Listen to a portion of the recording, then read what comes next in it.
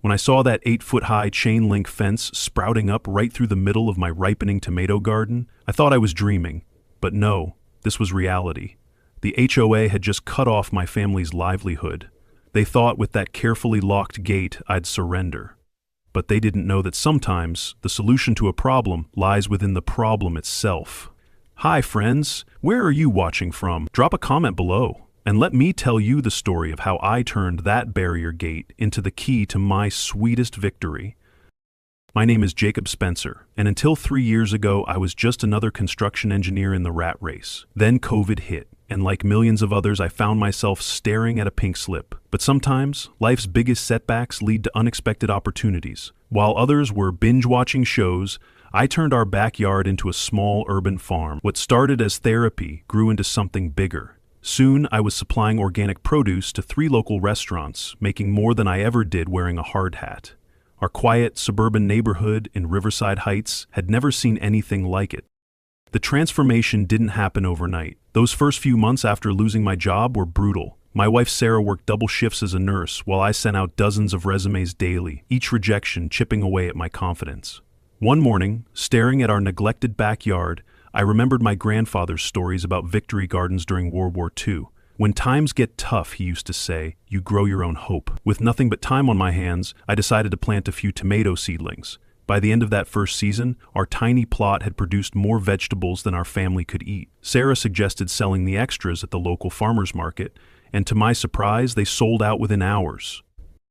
That initial success sparked something in me. I'd always been good at solving problems. It's what made me a decent engineer. But this was different. This was creating something tangible, something that nourished people.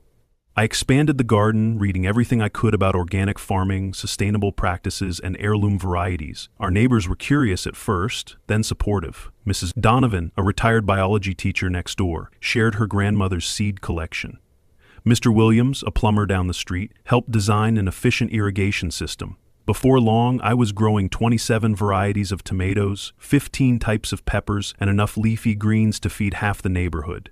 When the chef from the Green Table spotted my produce at the farmer's market and offered me a regular contract, I realized this wasn't just a hobby anymore, it was a second chance. The engineering background proved unexpectedly valuable as I scaled up operations. I designed rainwater collection systems that reduced our water usage by 60%. Our compost system utilized kitchen waste from the restaurants that bought our produce, creating a closed-loop system that impressed agricultural extension agents who started bringing students to tour the farm. I implemented vertical growing techniques that maximized our limited space, allowing us to double production without expanding our footprint. What started as desperation had evolved into innovation, and before long I was fielding calls from other urban farmers seeking advice on their own operations. Looking back, I should have known trouble was brewing. The first warning sign came about 6 months ago when I received a letter from the HOA noting concerns about excessive vegetation on my property. I sent a polite response explaining that it was a properly maintained garden, not overgrown weeds. Then came complaints about commercial vehicles, when restaurant vans picked up produce once a week. Each time, I responded with documentation showing I was within my rights, and each time the matter seemed to drop. What I didn't realize was that Amber Webb, who'd recently become HOA president, was just gathering ammunition for a larger attack. She wasn't interested in reasonable solutions. She wanted me gone. I'd seen Amber at neighborhood meetings, but hadn't paid much attention to her until she became HOA president last year. A former environmental lawyer in her early 50s, she carried herself with the rigid authority of someone used to getting her way. Her house was impeccably maintained, professionally landscaped with not a blade of grass out of place. The few times we'd spoken, she made dismissive comments about my little vegetable patch, while emphasizing the residential character of Riverside Heights. I'd brushed it off as harmless snobbery, not recognizing it as the warning it was. Her campaign for HOA president had promised to restore property values and neighborhood prestige. Code words I should have recognized as threats to anything that didn't fit her narrow vision of suburban conformity. That morning in June, I was checking on my heirloom tomatoes when I noticed something wrong. The neat rows of plants I'd inspected yesterday were now bisected by an ugly chain-link fence, complete with razor wire on top. My heart sank as I traced the fence line. It cut right through my 2-acre plot, separating me from 3/4 of my crops. At the single gate, secured with a heavy-duty padlock, stood a sign, "Private property." Padlock stood a sign. Sign, "Private property." Padlock stood a sign. Next to it, a woman in a crisp business suit was taking photos with her phone. She noticed me and walked over with the kind of smile that never reaches the eyes. "Mr. Spencer," she said, extending a manicured hand. "Amber Webb, HOA president. I trust you received our notice about the zoning violation?" I stared at her blankly. "What notice? What zoning violation?" She pulled out a manila folder, extracting several official-looking documents. "Your commercial agricultural operation violates our residential zoning restrictions. Riverside Heights is zoned exclusively for single-family residential use, not commercial farming." She gestured toward my garden. "You've been operating an illegal business, selling produce to restaurants. That's clearly commercial activity." My mouth went dry. Those restaurant contracts represented $50,000 in committed sales, not to mention potential penalties if I couldn't deliver. "But I've been doing this for 2 years, I protested. "Why now?" Amber's smile widened. "The HOA board has been reviewing all properties for compliance. Your operation has grown too large to ignore. However, we're prepared to be reasonable. You can apply for a special use permit. The fee is only $10,000. $10,000. She might as well have asked for my firstborn child. "And if I don't pay?" I asked, trying to keep my voice steady. "Then I'm afraid you'll have to cease all commercial operations immediately. The fence ensures HOA property maintenance access while preventing unauthorized commercial activity." She glanced at her watch, an expensive piece that probably cost more than my monthly mortgage. "You have 72 hours to submit your permit application, otherwise we'll have no choice but to pursue legal action." With that, she turned on her designer heels and strode away, leaving me staring at the fence that had just destroyed everything I'd built. I spent the rest of the day in a daze, examining every inch of the fence, looking for some way around this disaster. The thing was built like a prison barrier, 8 feet high with angled arms at the top, supporting 3 rows of razor wire. It ran precisely along what Amber claimed was the HOA common property line, cutting through my irrigation system and leaving my most valuable crops on the far side. I tried calling the restaurants to explain the situation but could barely get the words out. How do you tell people who depend on you that overnight everything has changed? How do you admit that someone with enough power and spite could destroy years of work in a single morning? The worst part was watching my plants wilt under the hot sun. My sophisticated drip irrigation system had been sliced in half by the fence, and I couldn't access the controls on the other side. The timing couldn't have been worse. June in our region brings intense heat, and tender plants need consistent watering. 3 days without water would destroy everything. I considered cutting through the fence but knew that would only give Amber legal ammunition. Instead, I set up a makeshift sprinkler system to reach as many plants as possible from my side, but it was like trying to put out a forest fire with a garden hose. Meanwhile, I could see my prized Cherokee purple tomatoes, worth $20 a pound at the farmer's market, starting to wither just a few feet beyond my reach. When Sarah came home from her shift at the hospital, she found me sitting at the kitchen table surrounded by HOA bylaws, property maps, and legal documents. One look at my face and she knew something was wrong. "What happened?" she asked, setting down her bag. I explained about the fence, the zoning violation claim, the $10,000 permit fee. Sarah's expression hardened. Unlike me, she'd grown up in a neighborhood with an overbearing HOA and knew exactly what we were up against. "This isn't about zoning," she said. "This is about control and money. We need to find out what she's really after." Sarah's parents had lost their home to predatory HOA practices during the 2008 recession. She wasn't about to let history repeat itself. "Remember that real estate developer who's been buying up properties on the west side?" Sarah asked, pulling out her laptop. "Amber's been seen having lunch with him 3 times in the past month. My friend Diane works at the restaurant where they meet."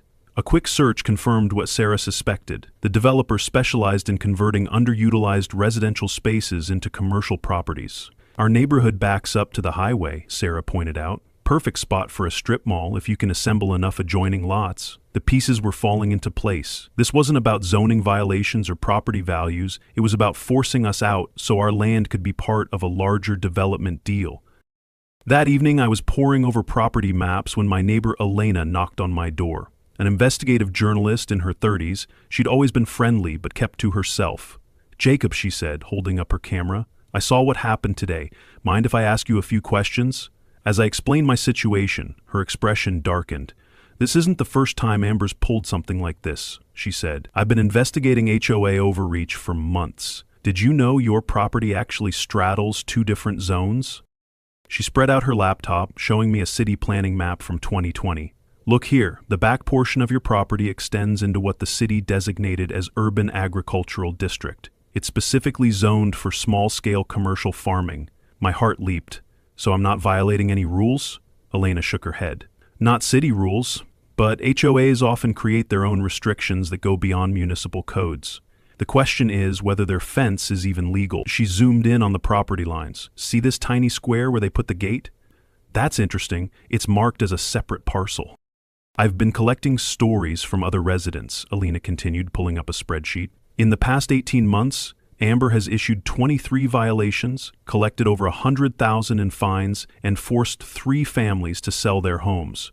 There's definitely a pattern here. She showed me photos of other properties. A home daycare shut down for excessive traffic, a retiree fined for having too many bird feeders, a family forced to remove their wheelchair ramp because it altered the architectural harmony. The thing is, Elena said, Amber only targets certain residents, usually people who can't afford to fight back or those whose properties have development potential. The patterns were becoming clear. My property backs up to that undeveloped woodland, doesn't it? I asked. Elena nodded.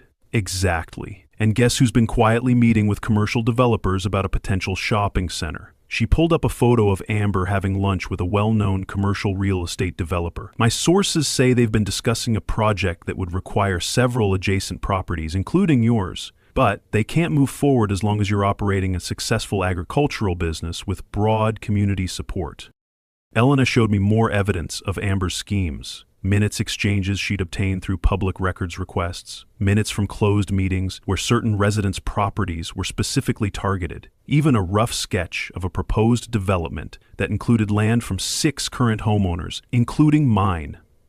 She's not just being a power-hungry HOA president, Elena explained. This is systematic, strategic, and possibly illegal. She's using her position to devalue specific properties, force owners out, then flip the land to developers for a handsome profit. Elena had been working on this story for months, gathering evidence for a major exposé. My fence was just the latest chapter in a pattern of abuse that affected dozens of families. That night, Sarah and I had a long discussion about what to do next. We could give up the farm, go back to trying to find engineering work, I suggested, feeling defeated. Sarah's response was immediate and fierce. Absolutely not. This garden saved you when you lost your job. It feeds our family and our community, and now it's our turn to save it. We decided to fight back, but we needed more information. Early the next morning, I headed to the county recorder's office to dig into the property records, while Sarah contacted a friend who worked for the city planning department. Sarah's friend confirmed our suspicions. There had been preliminary discussions about rezoning portions of our neighborhood for mixed-use development. Nothing official yet, but the wheels were turning. More troubling, Amber's name appeared in emails discussing the rezoning effort, though her role wasn't clear. Meanwhile, I poured through property records looking for anything that might help us understand the fence and gate situation. The deeper I dug, the more suspicious the timing became. The fence had gone up exactly 3 months after the death of someone named Dorothy Mills, a name that kept appearing in documents related to our neighborhood's founding and early legal battles with developers. That night, I couldn't sleep. At dawn, I drove to the county recorder's office and began digging through property records. What I found made my jaw drop. That 10 by 10 foot square wasn't owned by the HOA at all. It belonged to someone named Dorothy Mills. Further research revealed she'd passed away 3 months ago, leaving no immediate heirs. The property was scheduled for auction in just 2 weeks. I sat back in my chair, a plan forming in my mind. If I could buy that tiny parcel, I'd own the only access point to the other side of the fence. The next few days were a whirlwind of research and preparation. I discovered that Dorothy Mills had been one of the original homeowners in Riverside Heights, back when it was still farmland. She'd fought the HOA for decades over their increasingly restrictive rules, even taking them to court in 1995. The case was fascinating. Dorothy had successfully argued that the HOA couldn't restrict agricultural activities on properties that predated the association's formation. She'd won not just the right to farm, but also a perpetual easement for agricultural access across HOA common areas. As I dug deeper, the story became even more interesting. Dorothy Mills hadn't just been any farmer, she'd been a pioneer in organic agriculture, advocating sustainable methods long before they became trendy. Old newspaper clippings showed her leading protests against pesticide use in the 1970s. She'd cultivated heirloom varieties that had nearly disappeared from commercial production, and most importantly, she'd been strategic about protecting her legacy. The tiny parcel containing the gate wasn't an oversight, it was deliberate, a chess piece placed to block future HOA maneuvers. She might be gone, but Dorothy Mills was still fighting for the right to grow food. The local historical society had a collection of Dorothy's papers and photographs. The archivist, an elderly gentleman named Harold, remembered her well. "Toughest woman I ever met," he chuckled. "When developers started buying up farmland in the 60s, most folks sold out. Not Dorothy, she held on to her 5 acres until the day she died." Harold showed me photos of Dorothy at various community events, always with a basket of produce and a determined smile. She knew what was coming. Suburban sprawl, food deserts, people disconnected from the land. That's why she fought so hard for that agricultural easement. She wanted future generations to remember where food really comes from. Harold introduced me to Dorothy's lawyer, a semi-retired attorney named Franklin who had represented her in numerous battles with the HOA. Over coffee, Franklin explained the legal brilliance of Dorothy's strategy. She anticipated every move they might make, even decades in the future, he said. That tiny parcel was her masterstroke. She knew that whoever controlled access would control the land, so she made sure that piece could never fall into HOA hands. Franklin dug through his files and found Dorothy's will. She hoped the parcel would go to someone who would continue her work, he said. The auction wasn't her first choice, but she didn't expect to pass so suddenly. Reading through Dorothy's final wishes, I felt a deep responsibility. I wasn't just fighting for my garden anymore, but for a legacy that stretched back generations. Over the next few days, I prepared for the auction. I called the 3 restaurants I supplied and explained my situation. Each owner was furious about the HOA's actions. They'd come to rely on my organic produce. When I proposed my plan, they immediately offered to help. "We'll each chip in $5,000, said Tom from the green table. "Consider it an advance on future deliveries." With their support, plus my savings, I had $20,000 to work with. "You're our only reliable source for heirloom tomatoes," added Maria from Bella Vista. "Those heritage varieties you grow, they're the star of our summer menu. We can't afford to lose you."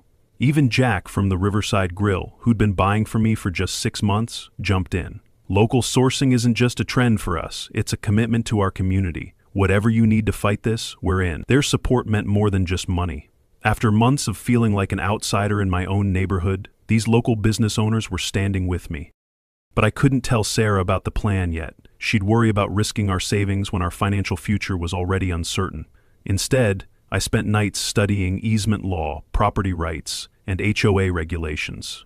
Elena introduced me to a retired property attorney who volunteered guidance, explaining the legal intricacies of perpetual easements and how they transfer with property ownership.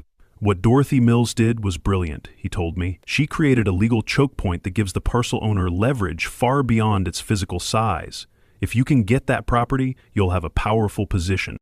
The attorney helped me understand the full implications of Dorothy's easement rights. "Most people think easements just mean you can walk through someone's property," he explained. "But agricultural easements are much broader. They include rights to sunlight, water access, and protection from actions that would impede farming operations." He showed me case law where courts had ordered the removal of structures that blocked agricultural easements. If that fence interferes with your ability to farm, which it clearly does, you'd have strong grounds to demand its removal. This wasn't just about gaining access, it was about asserting legal rights that had been deliberately preserved for exactly this situation. The morning of the auction, I arrived at the courthouse to find Amber already there, flanked by the HOA's lawyer. She shot me a confident smile, clearly thinking her deep pockets would win the day. The auctioneer began. "Parcel 47B, 10 square feet. Opening bid $5,000. Amber's lawyer raised his paddle. $6,000, I countered. Back and forth we went, the price climbing steadily. At $14,000, I saw Amber hesitate, whispering urgently to her lawyer. $15,000, I called out, my voice steady despite my racing heart. The room fell silent. The auctioneer looked at Amber, who was shaking her head, her face flushed with anger. $15,000 going once, twice, sold to Mr. Spencer. As I signed the papers, I noticed an addendum attached to the deed, something about easement rights dating back to 1995. The clerk explained it was from an old lawsuit where Dorothy Mills had won farming rights against the HOA. Interesting. As Amber stormed out of the auction room, I caught a glimpse of something I hadn't expected in her eyes. Not just anger, but fear. She'd underestimated me, assuming I'd roll over like others before me. Now she was scrambling to assess the damage to her plans. I spent the next hour with the clerk, making sure every detail of the transaction was properly recorded. The more I learned about Dorothy Mills' legal strategy, the more impressed I became. She hadn't just preserved farming rights. She'd created a legal fortress, with multiple layers of protection built into the property deed itself. Driving home from the auction, I called Sarah with the news. "You spent how much?" she gasped. I explained about Dorothy Mills, the easement rights, the strategic importance of the gate parcel. There was a long pause before Sarah spoke again. "You know what? Dorothy Mills sounds like my kind of woman, and you, Jacob Spencer, might just be a genius." That evening, we celebrated with a dinner made entirely from garden produce, fresh herb salad, and grilled vegetables. For the first time since the fence appeared, we felt hopeful about the future. After the auction, I spent hours in the records room, piecing together Dorothy's story. She'd been a force of nature, a former civil rights attorney who'd retired to Riverside Heights expecting a quiet life, only to find herself battling HOA tyranny. The 1995 lawsuit was just one of many she'd filed. In each case, she'd carefully documented the HOA's overreach, creating a paper trail that would prove invaluable to future residents. Her tiny parcel wasn't an accident. She'd deliberately carved it out of her property before selling, knowing it would give her continued leverage over the HOA's attempts to control access. That afternoon, I installed my own lock on the gate. When Amber showed up with a maintenance crew an hour later, I was waiting. "This is my property now," I said, holding up the deed. "You'll need my permission to access the area behind the fence." Her face turned purple. "This is extortion. We need to maintain that area." I smiled pleasantly. "I'm happy to discuss access arrangements. I believe the standard rate for easement use in this county is around $100 per month." "Like $100? She sputtered. "That's highway robbery." I shrugged. "Actually, it's the minimum rate set by county regulations. Of course, if you prefer, we could negotiate a different arrangement, like removing that fence you installed without proper permits." Her eyes narrowed. "What do you know about permits?" "Enough to know you're required to get them before installing a fence that affects multiple properties," I replied. "The city planning office was very helpful when I inquired this morning." What I didn't tell her was that I'd spent 3 hours at the planning office, where a sympathetic clerk named Betty had pulled up every permit application filed by the HOA in the past 5 years. "Funny thing," Betty had said, adjusting her glasses, "I don't see any fence permits here, and that's definitely required when you're installing a structure over 6 feet tall that crosses property lines." She'd printed out copies of the relevant ordinances, highlighting the sections about penalties for unpermitted construction. "Up to $500 per day," she'd noted, "plus the cost of removal if the city orders it." The confrontation at the gate attracted attention. Several neighbors had gathered at a distance, watching the exchange. I noticed them whispering, some nodding in approval. Later that evening, 3 different households brought over food: Mrs. Donovan's homemade bread, the Garcia family's enchiladas, Mr. Peterson's apple pie. "We're with you," Mrs. Donovan whispered. "That woman's been terrorizing this neighborhood for too long. It wasn't just about my garden anymore. It was about standing up to a bully who'd made everyone's lives miserable." The next day, Elena published her first article about the dispute. As she'd suspected, the HOA had never obtained building permits for the fence. Worse, they'd hastily erected it without proper surveys, violating several city ordinances. The story went viral locally, with comments pouring in from other residents who'd had run-ins with Amber's heavy-handed leadership. The pressure was building, but Amber wasn't ready to back down. Yet, the article triggered an avalanche of emails and calls. Former HOA board members reached out with their own stories of Amber's tactics. One, a retired banker named George, was particularly revealing. "She pushed out anyone who questioned her decisions," he told me over coffee. "Started with small things, changing meeting times so working parents couldn't attend, burying important items in consent agendas. Then she brought in her own people, all rubber stamps. Piloje por calvarie en el pueblo." He showed me his resignation letter from 8 months earlier. "I quit when she proposed that fence. Told her it was illegal, but she said she had connections who could make any problems disappear." Those connections soon became apparent. The day after Elena's article appeared, I received an official-looking notice from the city's code enforcement department, claiming my garden violated several obscure regulations. When I called to inquire, the department head seemed confused. They had no record of any complaint or inspection. "Sounds like someone's trying to use our letterhead to intimidate you," he said. "Would you mind bringing that notice in? We'd like to investigate who's misrepresenting our department." Another of Amber's tactics had backfired, strengthening my case against her. A week later, I received a certified letter from the County Environmental Protection Agency. The HOA had filed a complaint alleging that my farming operation was contaminating local groundwater with agricultural runoff. The letter demanded I cease operations pending a full environmental assessment. The timing was suspicious. The assessment would cost $5,000 and take weeks to complete, potentially ruining my summer harvest.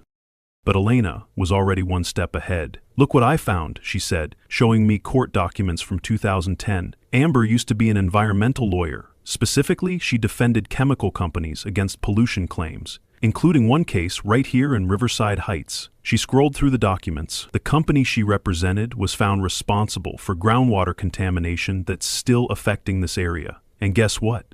The worst contamination is directly under HOA common property. I spent the next day gathering my own evidence. My farming operation used completely organic methods, no synthetic fertilizers or pesticides. I had detailed records of every product I used, plus soil and water tests I'd conducted regularly. Meanwhile, Elena uncovered something else.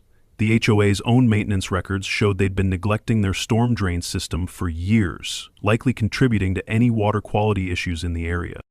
The environmental inspector who arrived 3 days later turned out to be an old colleague of my father's from the state agency. "Jim Spencer's boy," he said, shaking my hand. "Your dad trained me back in '98, straightest shooter I ever knew."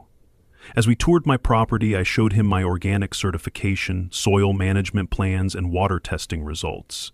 "Impressive," he murmured, making notes. "You've got better documentation than most commercial farms I inspect." When we reached the fence line, he frowned. "This structure interfere with your irrigation system?" I nodded. "Had to completely reconfigure it. The fence also blocks natural drainage patterns." The environmental inspector arrived the following Monday. As he took samples from my property, I showed him my organic certification and testing records. Then, I pointed out the deteriorating storm drains on HOA property. "Interesting," he murmured, making notes. "We'll need to test those as well." 2 days later, his preliminary report cleared my operation completely, while flagging serious issues with the HOA's drainage system. The inspector's full report was even more damning than expected. Not only was my farm completely clean, but the testing revealed that the HOA's neglected storm drains were leaching decades-old industrial chemicals into the groundwater, the same chemicals from the company Amber had defended years ago. "I've recommended immediate remediation," the inspector told me privately. "This contamination predates your farming operation by at least 15 years. In fact, your organic practices might actually be helping to filter some of these toxins." He handed me a copy of the report. "You might want to share this with your journalist friend." That evening, there was another knock at my door. This time, it was Seward Brennan, the HOA vice president. The nervous accountant was clutching a manila folder. "I can't stay long," he whispered, glancing over his shoulder. "But you need to see this." Inside were photocopied minutes from closed HOA board meetings. My eyes widened as I read Amber's real plan. She wanted to force me out so she could buy my property at a bargain price, then flip it to a developer friend for a shopping center. "Just because she's been diverting HOA funds for personal legal expenses," Seward continued, "and that fence, she paid her brother-in-law's company twice the market rate to install it." He handed me another document. "This is what really concerns me. She's planning to file a lien against your property for unpaid commercial use assessments that were never approved by the board." I looked at the mild-mannered accountant with new respect. "Why are you telling me this?" He straightened his shoulders. "Because what she's doing is wrong and illegal." "There's more," Stewart said, pulling out another folder. "I've been keeping records of every questionable transaction since Amber took over. She's been using HOA funds like her personal piggy bank, fancy dinners charged as board meetings, shopping trips labeled as property inspections, even a weekend spa retreat filed as a leadership conference." He showed me receipts totaling over $75,000 in questionable expenses. But here's the worst part. She's been secretly negotiating with Walmart to sell the community garden space and the adjacent wetlands. The deal would net her a personal commission of $200,000. As Seward was leaving, he paused at the door. "You should know she's planning something big for tomorrow. I'm not sure what, but she's been on the phone with city officials all day. Be careful." I thanked him, wondering what Amber's next move would be. I didn't have to wait long. At 6 a.m. the next morning, a tow truck arrived and began hooking up to my pickup. The driver claimed it was parked illegally on HOA property, a complete fabrication, as it was in my own driveway. Only my neighbor's security camera footage, clearly showing my truck's location, prevented it from being towed. Another harassment tactic, another failure. Armed with this new information, I dove deeper into the property records. That's when I found the smoking gun, the complete court decision from Dorothy Mills' 1995 lawsuit. Not only had she won the right to farm on her property, but the judge had granted her a perpetual agricultural easement across HOA land for farming access. This easement transferred with property ownership, which meant I now held those same rights. Legally, the HOA couldn't restrict my farming activities, and their fence actually violated the court order.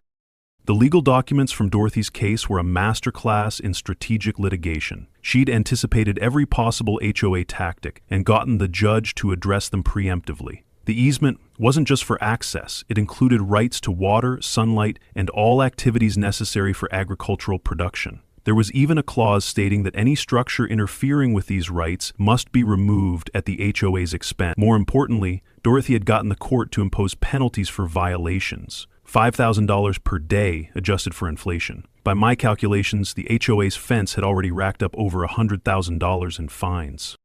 Knowing I had a strong legal position, I drafted a formal notice to the HOA board demanding removal of the fence within 7 days and payment of accumulated penalties. Elena arranged for a legal courier to deliver it during the next board meeting, ensuring maximum impact. The timing was perfect. Just as Amber was presenting her case against me, the courier interrupted with legal documents that completely undermined her position. According to Seward, her face went from smug to stunned in seconds as she realized the depth of legal trouble she'd created.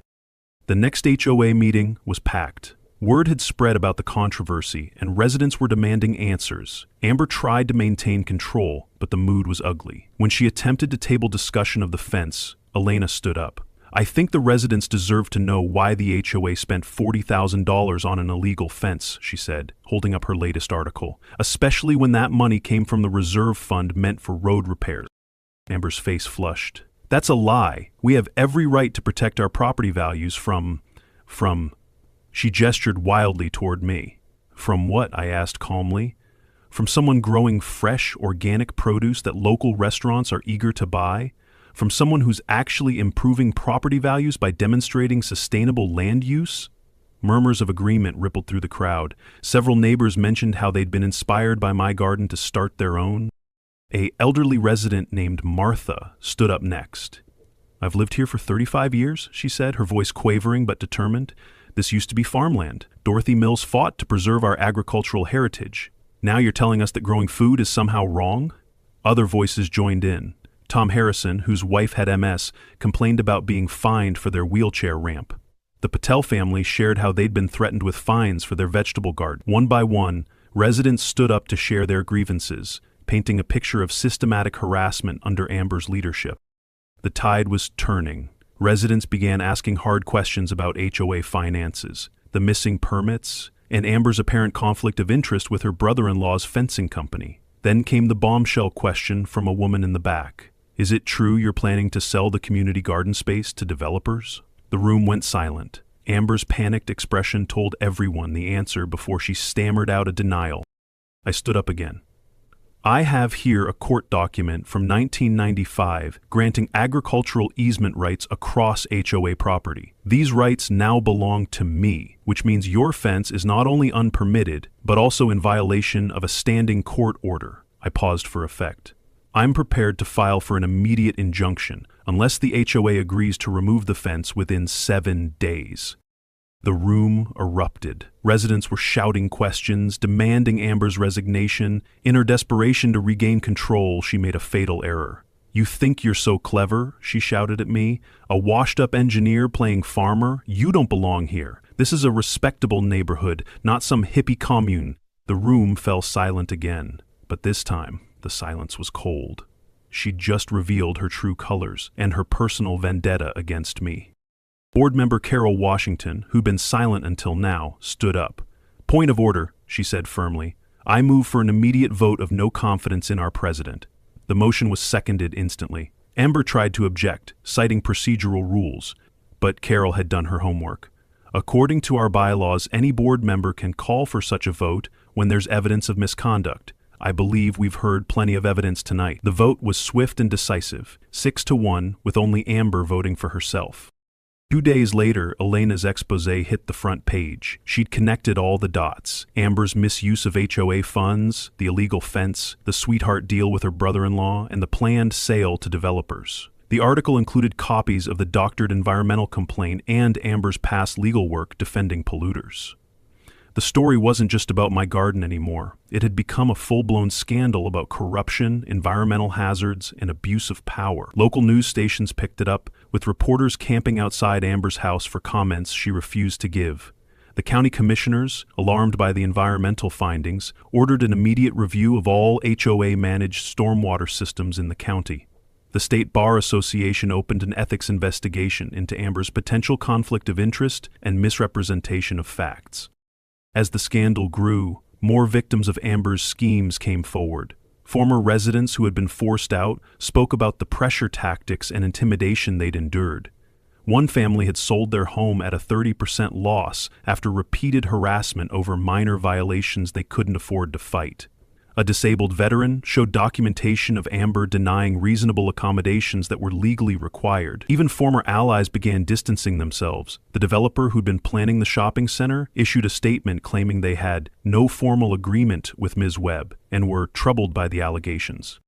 The most damning evidence came from the HOA's own financial records. Seward, acting on his own authority as treasurer, had hired an independent auditor who uncovered a pattern of financial mismanagement going back years. Reserve funds meant for neighborhood improvements had been diverted to legal accounts, used primarily to harass residents. Maintenance contracts had been awarded to companies with personal connections to board members, often at inflated prices. The audit also revealed that Amber had taken a personal loan from HOA funds, $50,000 that had never been repaid or even properly documented.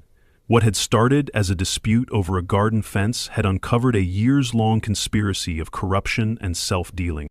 As public outrage mounted, county investigators executed a search warrant at Amber's home, removing boxes of documents and electronic devices. According to sources close to the investigation, they were focusing on potential charges of embezzlement, fraudulent misrepresentation, and abuse of fiduciary duty. The HOA's insurance company notified the board that they were reviewing coverage for legal liabilities stemming from Amber's actions, suggesting the neighborhood itself might be financially responsible for damages resulting from her misconduct. Long-standing residents were stunned. They'd trusted their community governance to someone who had been systematically exploiting them.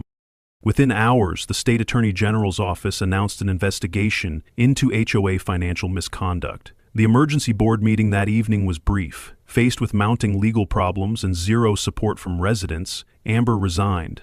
The board voted unanimously to remove the fence and reimburse me for my auction costs. Seward was appointed interim president, his first act being a formal apology to me and a promise of transparency in all future HOA operations.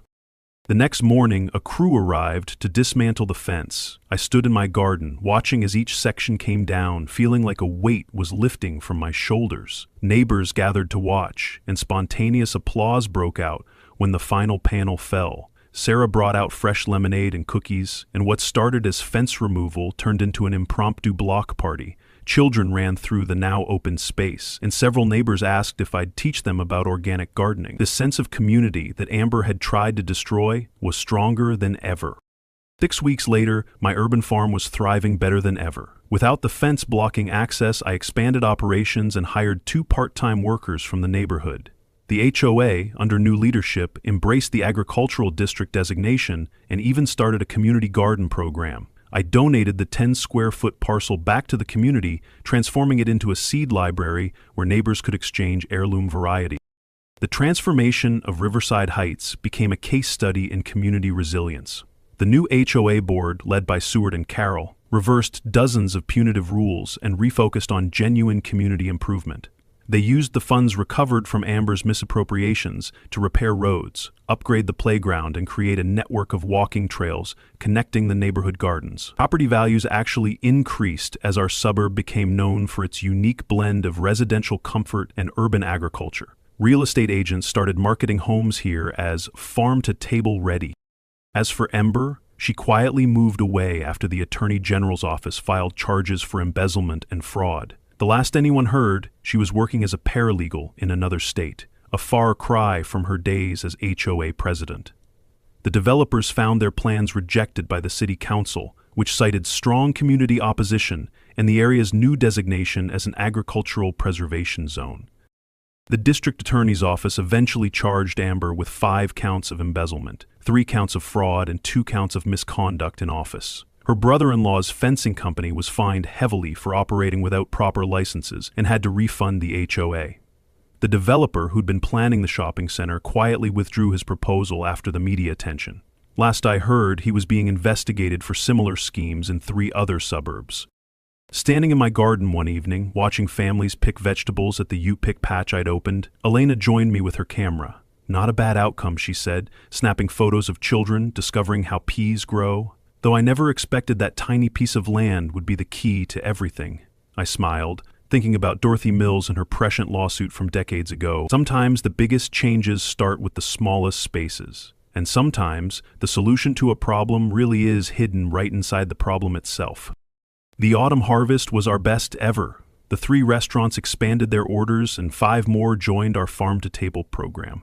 What started as a crisis had transformed into an opportunity not just for me, but for the entire community.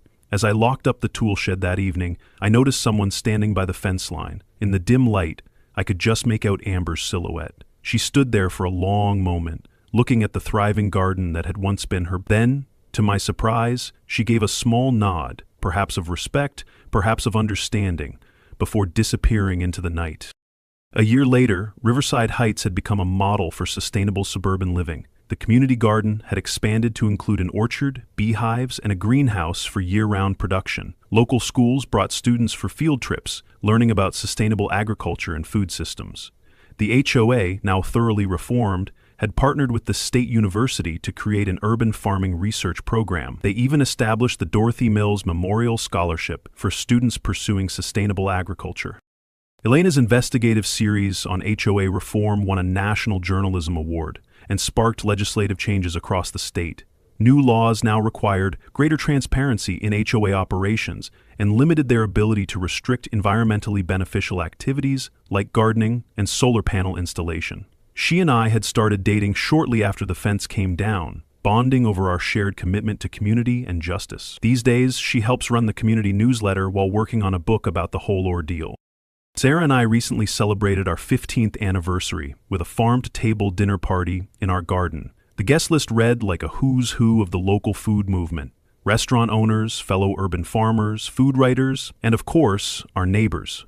As we sat under string lights, sharing food we'd grown ourselves, I couldn't help but reflect on how different our lives had become. That pink slip 3 years ago had seemed like the end of the world, but it had led us to something far more meaningful than any engineering job could have provided.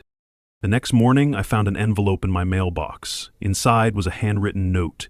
"You were right about the value of growing things. Sometimes we need to lose to understand what really matters. Good luck with your harvest, AAW." I tucked the note into my pocket and went back to work. After all, those tomatoes weren't going to pick themselves, and I had a community to feed. As the sun rose over Riverside Heights, casting golden light across rows of vegetables and fruit trees, I could hear the early morning sounds of a neighborhood coming to life. Children heading to the garden for their junior farmer program, neighbors exchanging produce over fences, the distant chatter of the breakfast crowd at our new community cafe. This wasn't just a neighborhood anymore. It was a living, breathing ecosystem of people who'd learned that sometimes the best way to fight for your rights is to plant something and watch it grow.